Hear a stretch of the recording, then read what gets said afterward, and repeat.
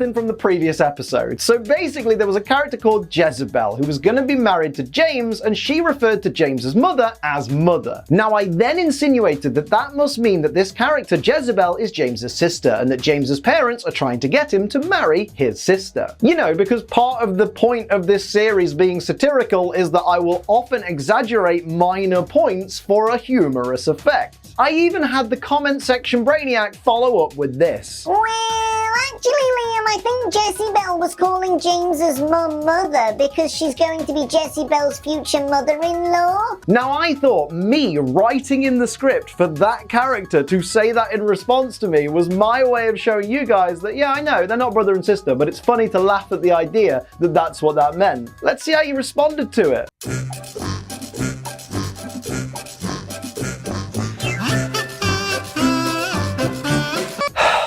There's no hope, is there? So let me get this straight, Liam. The scene of you responding to Jezebel incest marriage idea line is nothing more than a joke? I told you would do something! I immediately regret this!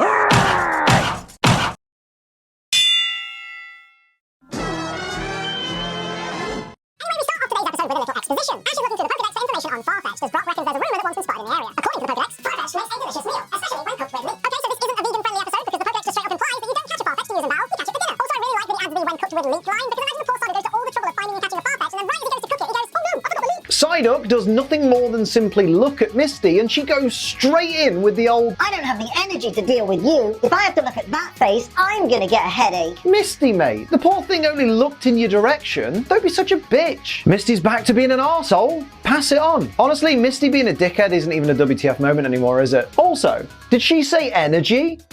Not now? Not now, apparently.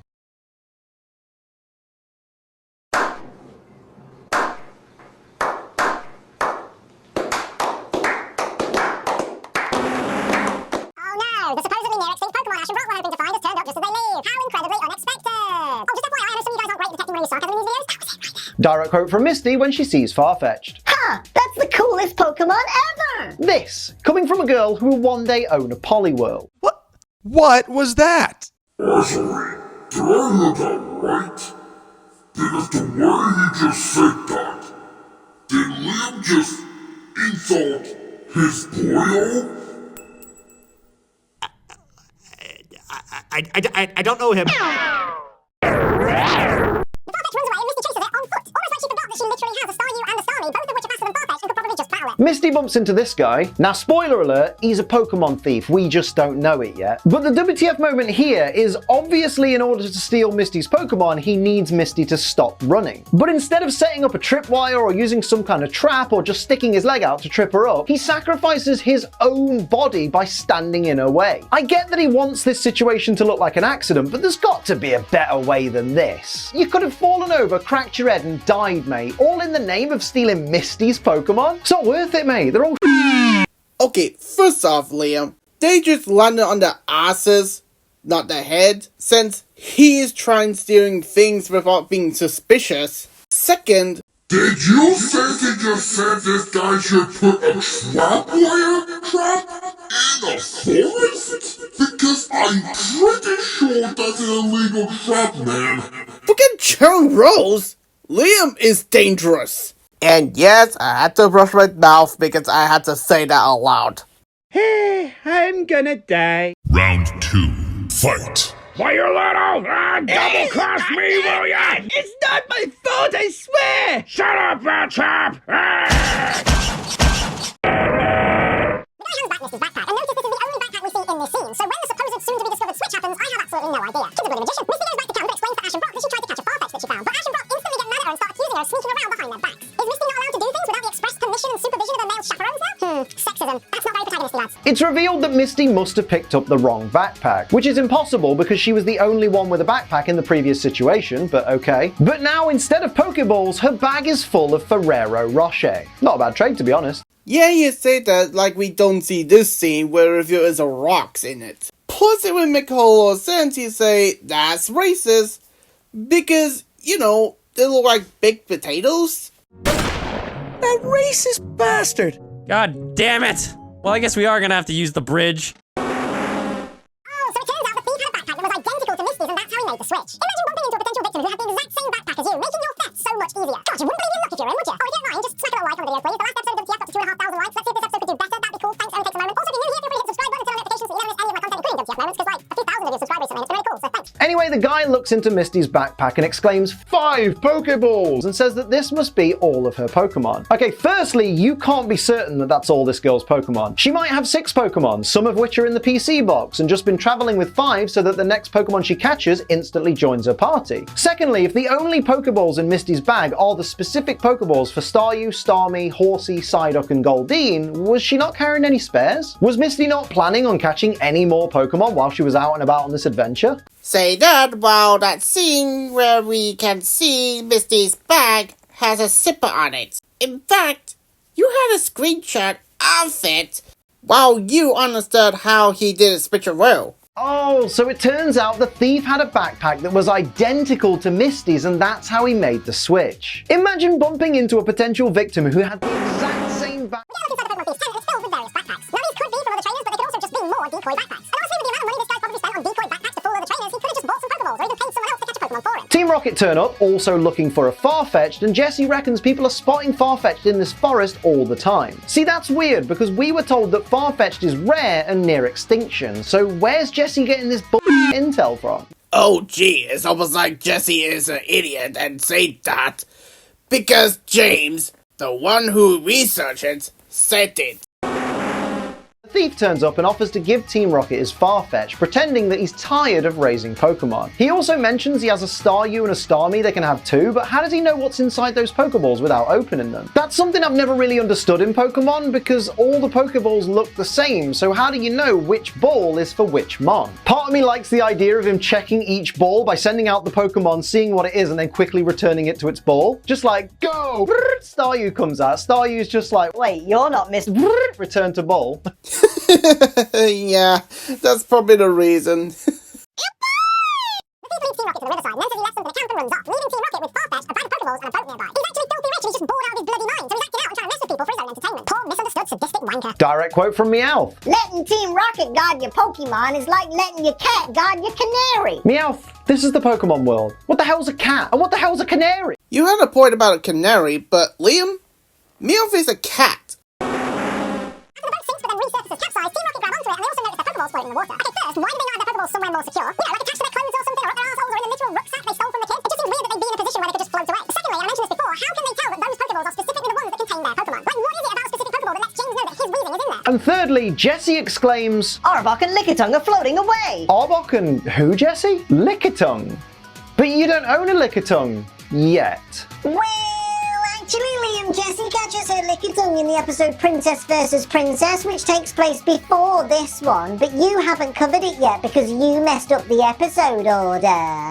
Actually, I think you'll find Pokemon themselves messed up the episode order after the Porygon incident. Long story short, after the show took a 4-month hiatus after the Porygon incident and then began airing again, this episode, the Farfetch'd one, ended up airing a few episodes before Princess vs. Princess. And since I'm mostly sticking to the order in which the episodes aired, I'm sticking to the dodgy timeline. Hell, if I was following the episode order on the official Pokemon TV website, Jessie wouldn't catch a Lickitung for 7 more episodes. It's a mess. Yeah, not gonna lie. Of all the things Pokemon TV have done, they didn't fix what 4Kids did. After what this rodent did in Porygon episode, Pokemon TV didn't arrange the episode to be like they were before.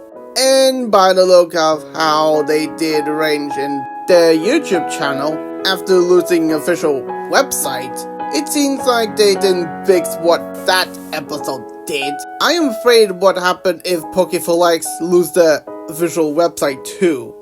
Similar move. Meowth suggests they use the Staryu and Starmie the kid mentioned to get their Pokemon back, but Jessie discovers that the kid's bag is full of rocks, which raises one very obvious question. How bloody strong is Jessie? She's holding a bag of rocks above the water with a single hand. And sure, she's resting the bag against the boat, but have you ever been near a small boat like that? They're surprisingly easy to push around on the water's surface. Like if that bag of rocks was leaning on the side of that boat, it would easily cause the boat to list to one side. So the only thing holding that bag above water is Jessie. This is what we're here talking about. on Ensign 34. And no, we don't need satire excuse, because it wasn't a check. No one had a bite force to eat a rock, unless you are Pinkie Pie family. The Pokemon thief tells his Farfetch'd that they've been together for a long time, ever since he found it injured on the road and nursed it back to health. Farfetch'd obviously responds with Farfetch'd, but if you listen really carefully, it kinda sounds like, yeah, I know mate, I was there. Well, no what have we got here? Team Rocket catch up to the thief and he seems genuinely perplexed when he asks what they're doing there. This to me just proves that he expected them to be dead at the bottom of the river. Kid's a bona fide murderer, even if this time technically he did fail. Pass it on. Okay, I had enough. Liam, why are you obsessed with assuming anyone is a murderer for exactly? Like crashing into someone and tipping the boat over to take their things is murder? Sorry, but isn't murder another way to say to kill somebody in an unjustified way? Like, what gives? He offers to give back Arbok, Weezing and Lickitung and call it even. Mate, you tried to murder them. You gave them a boat that was rigged to sink in the hopes that they drown. You cannot call giving them their Pokemon back calling it even. You at least need to let them waterboard you a little. Get the f*** out. Ash goes off on his whole spiel about raising Pokemon, working hard to raise them, how much time it takes, blah blah blah. And instead of taking charge of the situation and handcuffing the criminal, Officer Jenny just stands there and suggests they show him just how tough Pokemon battles can be. Is this the Pokemon equivalent of police brutality? Surely your job is to capture and detain the criminal, but instead she's just like, Officer Jenny is a dirty cop. Pass it on. The thief says that Farfetch'd is too weak to battle and they had no other choice but to steal. Brock then chimes in with, That's not true at all. Pokemon will become stronger with trainers who work with them. Brock mate, what part of that statement disproves this Farfetch'd being too weak right now in this moment? Yeah, that's what I thought. Pipe down, you lanky twat. Oh gee, maybe because they want to show the thief why battle is important. While Farfetch'd is strong, but that doesn't mean give Pokemon a chance, eh? Why am I now only just realizing this kid's hair is in the style of a Farfetch'd? His fringe is even the shape of a bird's foot. Who gives a Farfetch'd decides it wants to battle and Ash decides to send out Bulbasaur. Mate, Pikachu is literally right there. You didn't even need to go to the effort to throw a Pokeball, but still you want to send your grass type out against the flying type? For God's sake. What the f***? Liam, why the heck are you upset about Ash teaching Thief about how type attacks work exactly? And it's hypocritical when you remember that Liam said this in episode 44. After Squirtle's mushroom sprinkling knocks out Paris once again, Ash sends out Charmeleon for no reason. That's it, Ash. Use a fire type. Paris will do fantastic against that 4x weakness. Seriously, did he forget the plan or something? Seriously, did he forget the plan or something? So what's your excuse for this, Liam? Farfetch'd uses agility, and the thief says he didn't know that Farfetch'd could do that. Wait, you've been with this Pokemon for such a long time, and you've never thought to be like, yo, you know your moves? Surely that's the first thing you do when you get a Pokemon. Let's just appreciate how much damage Bulbasaur is taking from, you know, a vegetable. Kinda makes you wonder, why isn't Farfetch'd a grass type? It uses a vegetable to attack. Probably because the leak is a part of Farfetch'd's body, which is the reason why it isn't a grass-type Pokemon, which we see that on both Kantorian and Galarian form. Not against it, just find a reason. I am more baffling why we still have normal flying-type combo. Like, Daisy, can you stop with that? Like you did with both flying-type combo in Gen 7? Direct quote from Brock. You can't judge a Pokemon by the way it looks. Yes, I can. Poliwhirl looks amazing. Therefore, it's the greatest Pokemon of all time. See? Judged it. Okay, follow along because this dialogue is a mess. Firstly, the thief says, "Forgive me, I'll give back all the Pokemon I stole." Then, in the very next line, in the same scene, Officer Jenny says, None of the victims are gonna press charges since they all got their Pokemon back. How? How did they get them back? The guy who stole them literally just said he will give them back. future tense, which means he still has them, but is willing to return them. So in what way could the victims possibly have their Pokemon back already? Also, when did Jenny find time to speak with the victims when she's been with Ash & Co. and the thief this whole time? This episode is exhausting. Yeah, that line doesn't make any sense at all. And should be we take Simmermouth.